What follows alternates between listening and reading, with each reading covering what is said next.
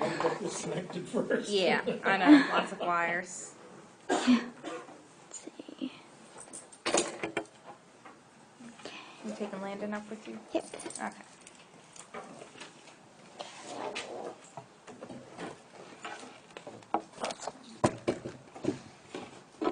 Over the wire? Yep. Okay.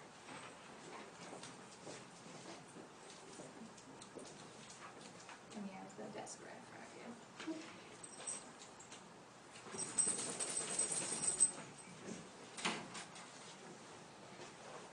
Good afternoon.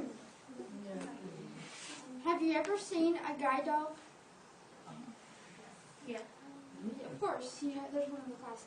Have you ever trained or worked with a guide dog? No. There are several tasks that guide dogs are trained to do. Of course, a guide dog is usually trained to lead or provide assistance to a blind person in getting around their area safely.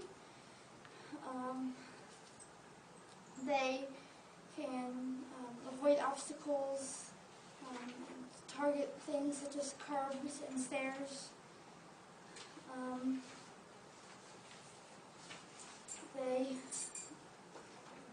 The breeds that are usually used are labs, golden retrievers, German shepherds.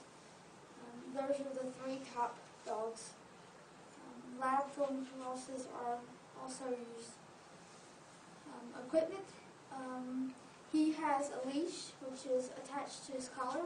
It has two clips. One clips to his collar. Another one clips to either of the two O-rings on his leash to make the leash either long or short. He has two collars, the training or slip collar. It is basically metal and it sits on his neck and the leash connects to this. It's used when training or working the dog. The other leash is the half check or martingale. It is half nylon, half metal. This is used when the dog is not working. Sometimes it is used when the dog is working depending on the type of dog. The harness is used when the dog is working. For example, when we're out traveling on the streets or in class, he will have his harness on. That's when he's working. The handle, when I'm holding the handle, I am working him and he is guiding. The clicker is used as a square-shaped box. It makes a clicking sound when it's pressed. It's attached to this armband so that I can put it on my wrist or attach it to his harness. The clicker is used when training a new command or teaching the dog how to target specific things such as bus stop signs or doors, that kind of thing.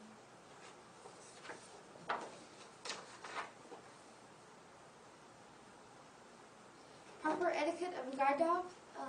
There are 5 things that I request that you not do. Most guide dog handlers also request that you not do this. Don't pet the dog when it's working. Any of these things could distract the dog and could be unsafe for the dog and handler. You could put their life in danger. It could be a distraction for the dog. Don't pet the dog. Don't talk to the dog. Don't feed the dog. Some dogs are on certain diets. They can be allergic to certain foods like humans. So we request that you don't feed the dog. Don't make eye contact with the dog because, of course, that can be distracting. And don't try to interact with the dog at any point. It doesn't matter what you're trying to do.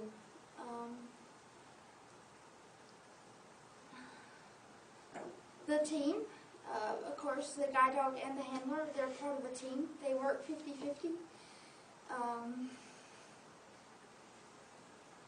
The handler has to know where the dog and the team wants to go. So the handler has to give the dog directions, such as forward, left, right.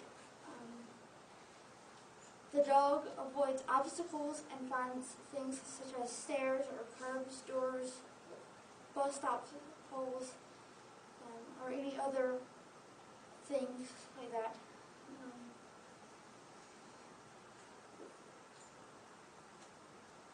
The handler needs to know when the dog is distracted so that they can correct their dog. They're always need to be paying attention to the dog. Giving assistance. When you're giving a person with a dog assistance, you want to ask them if they need help first. You don't want to try to talk to the dog in this process. You want to ask the person if they need help, and if they do, you want to give them directions to where they want to go. If they need sighted assistance, they will ask you, okay, can you lead me to the UC or to Starbucks? And you would give them directions, or you could give them sighted guide, which is where they take your elbow and you lead them. They follow you about a step behind. ADA laws.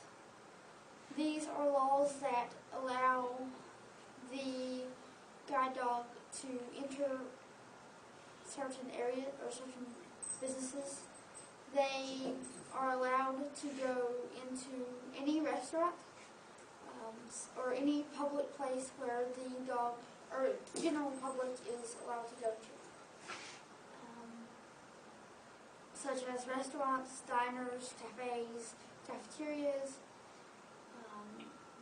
public transportation such as buses or taxis, hotels, educational centers, employment centers, that kind of thing. They're not allowed, however, in places like kitchens where food is being prepared, privately owned homes, although most homeowners are usually pretty good about allowing you to take your dog in their houses, but you should know that it's not always the case. In some parts of hospitals, such as surgical areas, ICUs, places where there are open wounds and bacteria can spread easily. Training schools and methods of training. There are many, many training schools around the U.S., around the world. For example, there's Guiding Eyes in New York, where I got landed. Guide Dog Foundation, New York. The Seeing Eye, New Jersey. Southeastern Guide Dogs in Florida. There's a couple of schools in California. They all have their own training methods. They all have their different commands that are usually similar, but they're not always the case. So they all have their different equipment and rules for their dogs. For example, Guiding Eyes uses positive reinforcement. That means that they train their dogs by giving them positive opportunities to do things. As some schools use negative reinforcement and will give a leash correction in 5 seconds back. I don't necessarily care for those schools. But if you have any questions for me, I will take them. Very good. I got a question, Ashton. Yep. Have you ever been in a situation where the dog did get distracted? Yes. Is it There are all kinds of distractions, such as dogs, animals, people, different smells, and the dogs can get this to sniffing or get excited, and we have to calm them down. I have a question. Are there any dog schools in North Carolina? No. There's one that is trying to start a school. It's called Mirror Dogs, but they're currently sending their students to Canada. Canada? Yes. For training? Do you need help back to the table?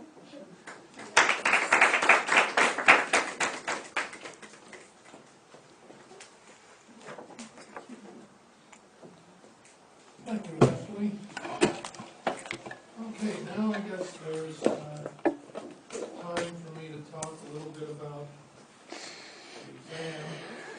We're going to have an exam. Oh man. Can you postpone indefinitely? No, I'm afraid not. I was just thinking actually about taking a dog into somebody's home, and that is, suppose they have pets. Yep. Thank you. If they have pets, that could be a real distraction.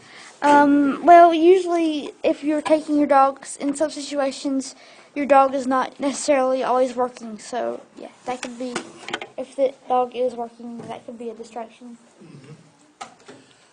Okay, very good. 2 interesting speeches today. Excellent. And let's see, talking about the exam. We'll have the exam. No, our exam is scheduled for Tuesday, April 30th at 1:30. Is there anyone in here who cannot make it at that time and would like to take it on Thursday at 10:45? Or on Friday at 9 in the morning? Wait, so you said that if we have 3 exams on that day, we can take it on Thursday. I would like to take it on Thursday. Thursday, okay, good. Thank you.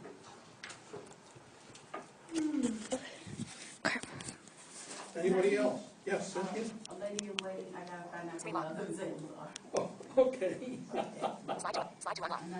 Can you give me an email Okay. if you want to take it during one of the other times? Okay.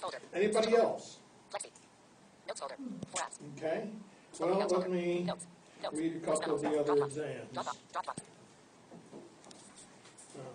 Okay.